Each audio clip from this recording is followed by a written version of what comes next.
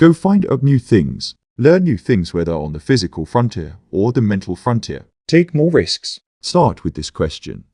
What do you have an innate ability for? What's in your DNA? I wanted to play basketball for years. I wanted to dunk. It ain't my DNA, bro. I was never going to dunk. No matter how hard I worked, it wasn't happening. So look at what you're naturally built for. Then ask, what are you willing to pursue an education for? What are you willing to work for? Hustle for that aligns with your innate ability. If we're talking about making a living, is that thing you have a talent for something the world demands? It's supply and demand. You could end up doing something you're naturally good at. Plus, you become really good at it through learning the craft, and the world demands it, and you can supply it. There you go. But some of us have innate ability and don't work for it. We don't improve our skills. We rely on what we've got and end up middle of the field. And sometimes we don't have the ability for something, but we learn the craft and hustle at it anyway. And when we get good at something, we start to realize, oh, I didn't know I loved this. I didn't like it before, but I like it now. It starts to feel good to do it over and over. I was lost, man. I'm writing 16-page letters to myself, and I'm returning them with 17-page letters about huge existential questions mixed with everything is going great, trying to talk myself into keeping my head up. I said, if I can't do what I want to do, I'm going to quit doing what I've been doing. Cut the NC. Quit giving yourself that out, that parachute. Even though you may have it, I needed to strongarm myself, put my damn hands on the wheel, look in the mirror and go, it's on you. Because it's time to become a man. Walk forward. Peripheral vision. Get it. Own yourself. Walk forward with more courage and start becoming the man you want to be instead of acting like it, putting it off. Work ethic. Hustle, hustle, hustle. I can't. I hate. And lying, those were 3 things you got in trouble for. So what did I learn? Don't say you can't. Even if you can't pull it off, you can go find help. What I learned from getting a whipping for saying I hate you to my brother. The opposite must bring pleasure. Tell the truth. Love. Believe that you can. Those became my values. That's how I remember them getting instilled. And to this day, I still have them. Trying to transfer them to my kids as well in a different way than my parents did. Anything exterior should not give you your identity. Why are you going to watch someone doing something when you can go out in the world and do it yourself? Belief is a verb.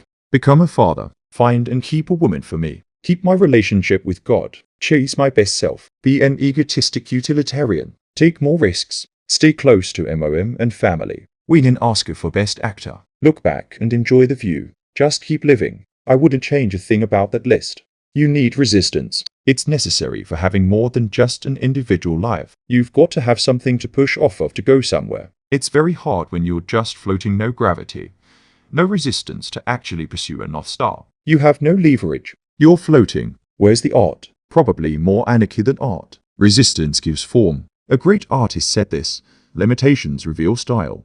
Think about green lights. If life's nothing but green lights, no yellows, no reds, no reasons to pause, no crises that stop you, what do you do? Just go in circles. Run out of gas. Get dizzy. How do we evolve or devolve without resistance? Now, picking the right resistance is an art in itself. It's challenging. I've been clumsy with it. When I got famous and successful, and enough people told me they loved me, and there was caviar and champagne, I was like, why me? I don't deserve any of this. I'd messed things up on purpose just to bloody my own nose, so I could feel my heels on the ground again. But we don't need the kind of resistance that harms us or gets in our way just for the sake of it. Because I've come to learn, when things are going really well, resistance is going to come. If you have any ambition, resistance is going to come.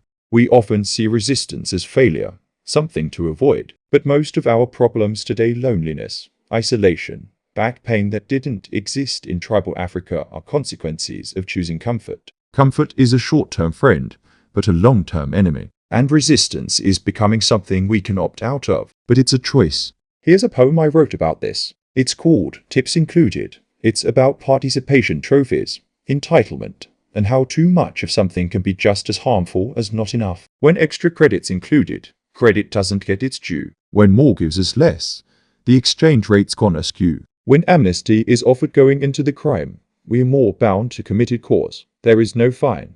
We start playing to tie instead of going for the win.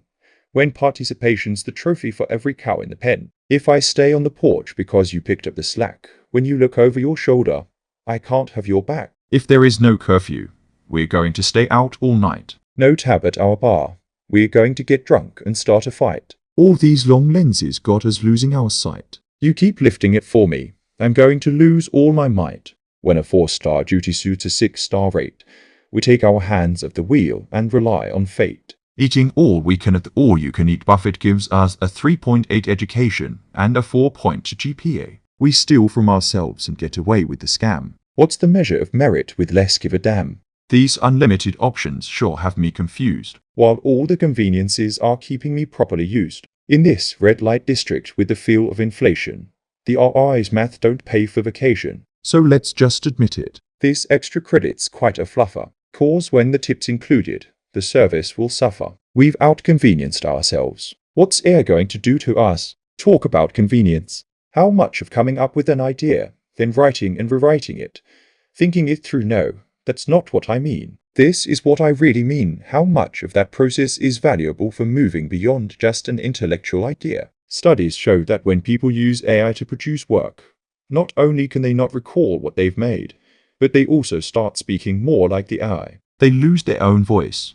Richard Feynman said the best way to learn something is to learn it, then go through the pain of writing it, condensing it down to a simple truth, and sharing it with the world. Then get feedback. If the world understood it like you meant it, that's evidence you actually get it.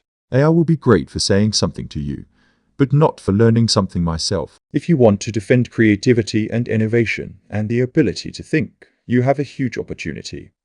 Go left when everyone's going right. Be careful when you mess with incentives. Be careful when you choose the easier road. Be careful of unintended consequences. AI is a prime example. Taking the easier road today creates problems tomorrow.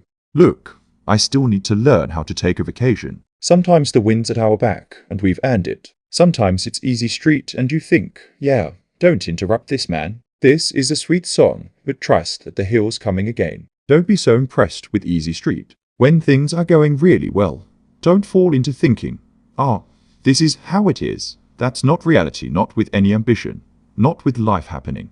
You shoot for an A and make a C. That's better than shooting for a C and making an FX. So go for perfection. Reality always comes in under it. But in that moment when you see the inevitable outcome, the result, how quickly can you say, I got so much more out of it, the job, the person, myself, because I went for perfection, than if I just aim to pass. Sometimes it takes me too long to come down from missing perfection. Maybe a week to realize. Of course, you weren't going to get perfection, but you got so much more because you aimed for it. Be pleased with reality. You got a good grade on it. I say this all the time, never disrespectfully.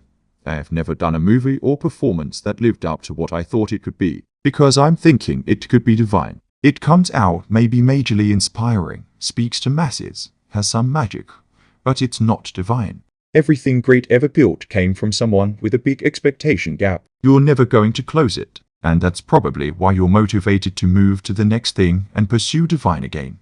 Because it wasn't divine last time. There's still something left on the table. That means you never arrive. But if you can find something to keep you going, something, no matter how small, to look forward to, have faith in, and chase, then your life here will be better than it is now. Heaven or not? What do you need to understand about my earliest context to understand who I am? Basic values. Respect yourself. Respect others. Give a damn about yourself. Give a damn about others. Combined with a mother who, wherever we went in the world, if we were nervous to take a risk, she'd say, don't walk in there like you want to buy the place. Walk in like you own it. So sort of boosting up what you could call massive ego. But you were also not allowed to walk on your proverbial toes in our family. You were brought down. If anything, I think Mom and Dad could have been a little more lenient with our successes. When my brother won the track meet and walked through the house like that, you weren't allowed. You were immediately humbled, no matter if you were coming off a win or a box office hit.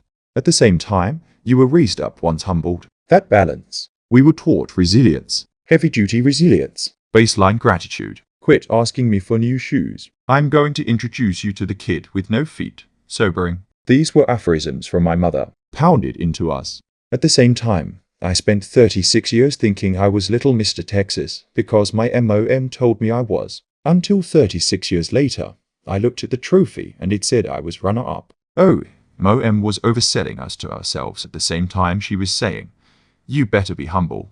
Sleep was sin in my household. Sin. I saw my dad asleep one time in my life. I got up at 8 o'clock on a Saturday morning, went through the kitchen, peeked in, and saw him sleeping. I woke my brothers. "Jude, Dad's still asleep. He died 2.5 months later." I connected that if he slept in that late, he must have not been feeling well. If it was daylight, you couldn't be inside. A fierce sense of independence. 30 minutes of TV a night max. Mom would always say, "Turn that damn thing off. Get outside. You had to be outside. Go get out in the world. Go hustle. Figure it out. Be home in the dark." That was the understood rule. We always knew we were loved. There was never a question.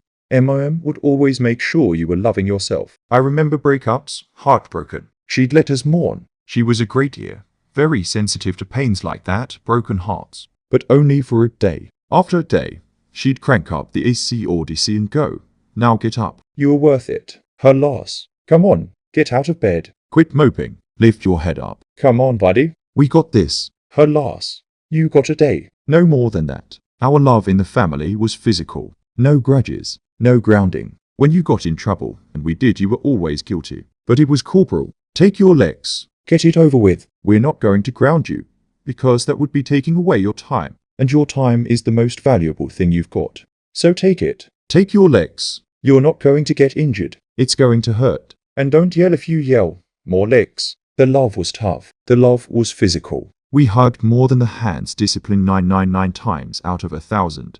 The hands soothed. But it was a physical, hugging, loving family. You always went to bed with an "I love you" and a kiss. Even if church was ritual like a Sunday service, even if I'm not listening to the damn preacher, I'm being subconsciously reminded that you should take a day out of the week to be humble, to say thank you to a higher power, to thank the people in your life, and to help those people double down on their great attributes. People say, "Oh my God, I'm so sorry about your childhood, and I never felt like I was in love." It was hard love. It was tough love. My Mom and Dad's love was passionate love. We knew we were loved.